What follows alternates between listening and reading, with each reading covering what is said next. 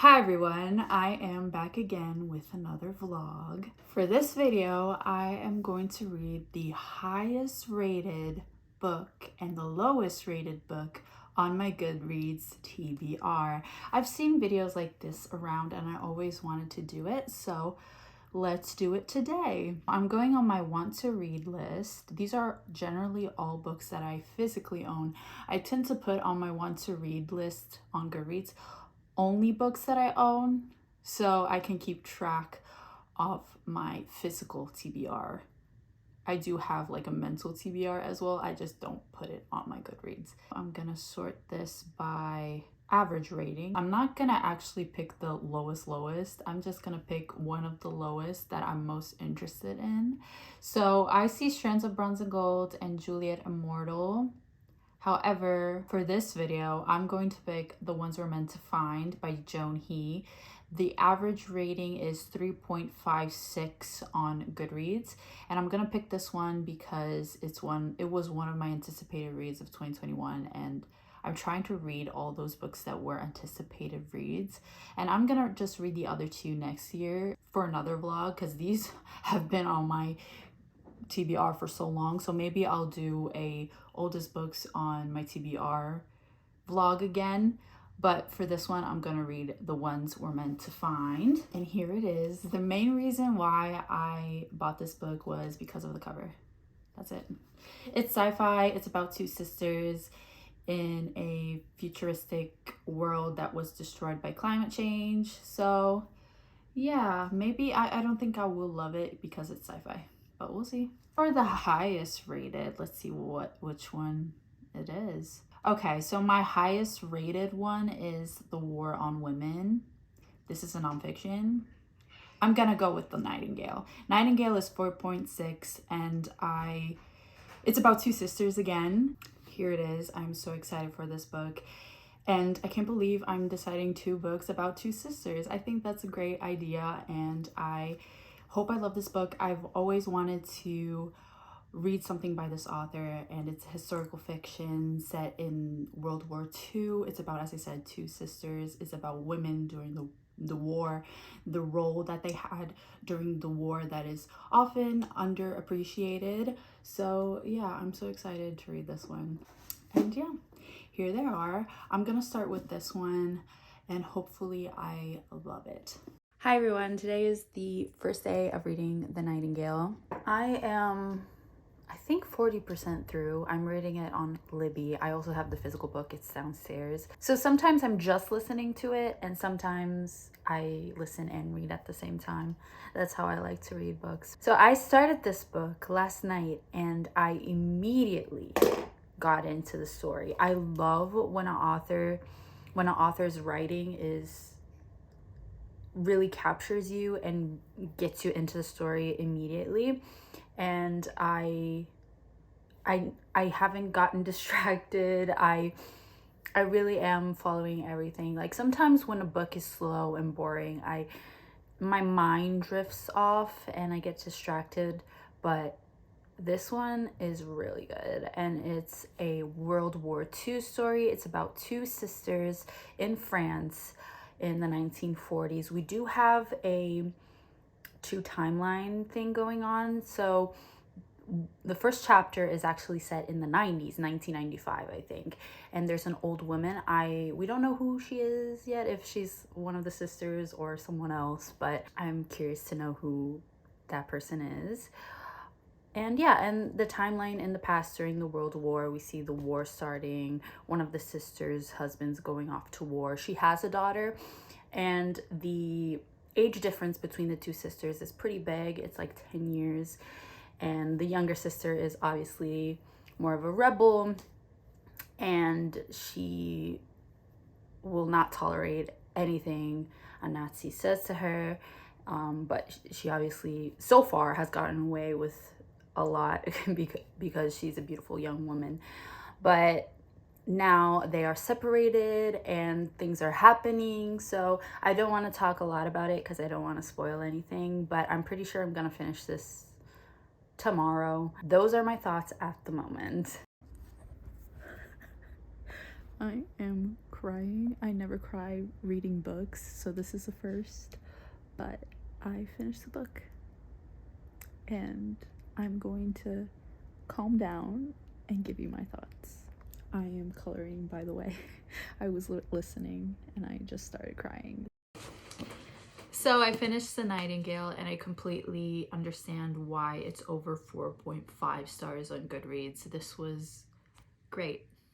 And as you saw in the previous clip, I did cry at the very, very end when we find out who the old lady is in present day in 1995. I had a few guesses, but obviously my first guesses weren't correct at all. I figured it out towards the very end and it made me emotional. And yeah, this book overall was a great story. Obviously, I avoided it for so long because of the World War II aspect of it. I remember my first years of getting back into reading, I did read a couple of World War II novels. One that comes to mind is The Book Thief, obviously. And for some reason, I didn't want to read anything set in that time period for a very long time. But I have this book and it has a high rating, and I've always been interested in reading something by Kristen Hanna. This is my first book by her, as I mentioned, and I'm so glad that I finally read this one. This is definitely my favorite book of the year so far, and it's the very end of the year. My reading year hasn't been great at all. I've read good books. I've had a couple of 5 stars, but not enough to make a video about it. I don't know, because I've read a lot of average books that didn't end up on my favorites list, you know? And this one definitely is going on there. It's amazing, bittersweet, sad, it makes you angry. I definitely want to read more by this author. I know I really want to read The Great Alone. That's definitely on my list, but this was a really great book and I'm so glad I decided to read it before the end of the year, so I actually have a genuine favorite. Let's move on to the next book,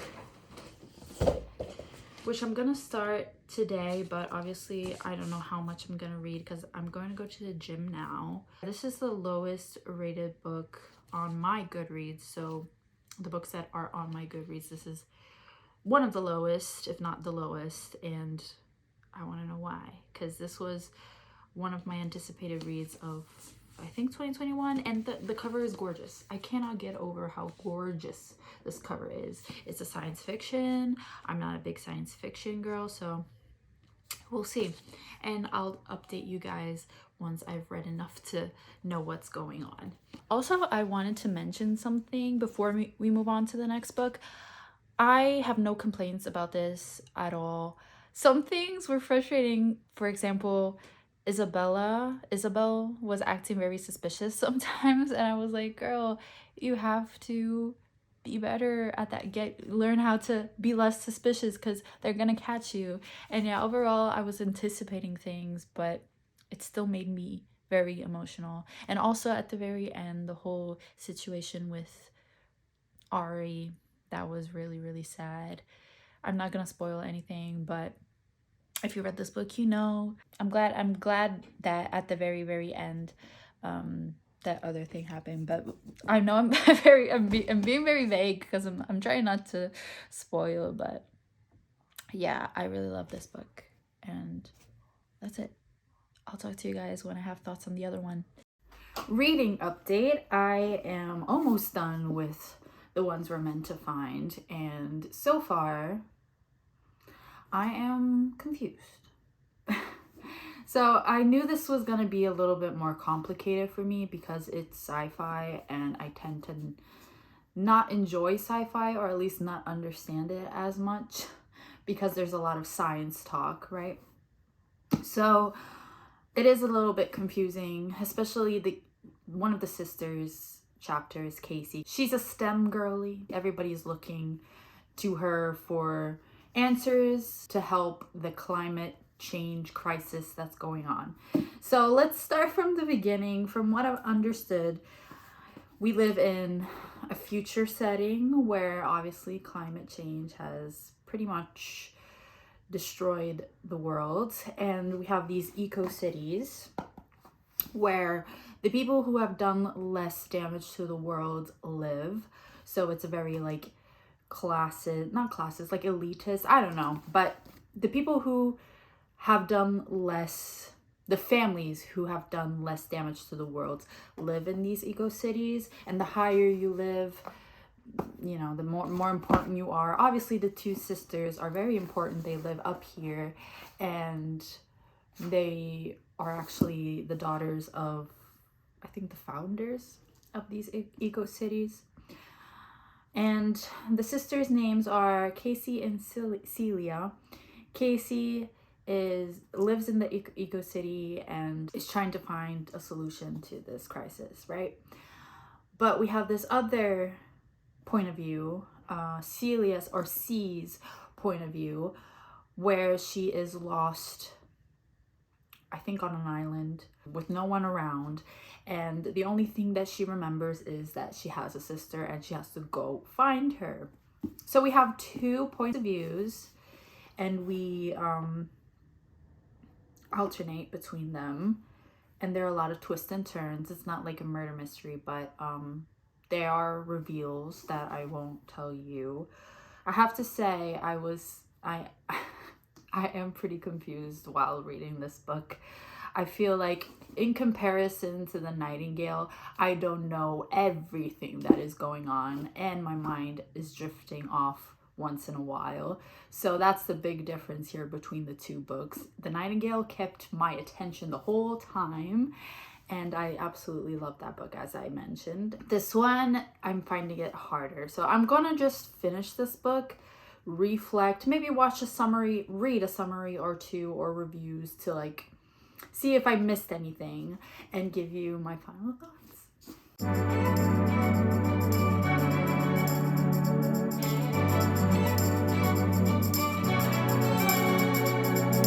Okay, last clip of this vlog, last update. I have finished the last 100 pages of this book. As you guys saw yesterday, I went to New York. I wanted to go to the city at least once this year to see the Christmas decorations, and I did that. Then this morning I decided to just finish this and tell you guys my final thoughts, and I am giving this book 2.5 stars, and this rating is purely based on my enjoyment, because as I said, I don't think I'm a sci-fi girl. I keep trying to read that genre and see if there's some books that I do enjoy in that genre. I think the only book, from what I remember, that I actually kind of enjoyed from this genre is The Martian by Andy Weir. So maybe I'll read something else by this author, but overall, I don't think this is the genre for me.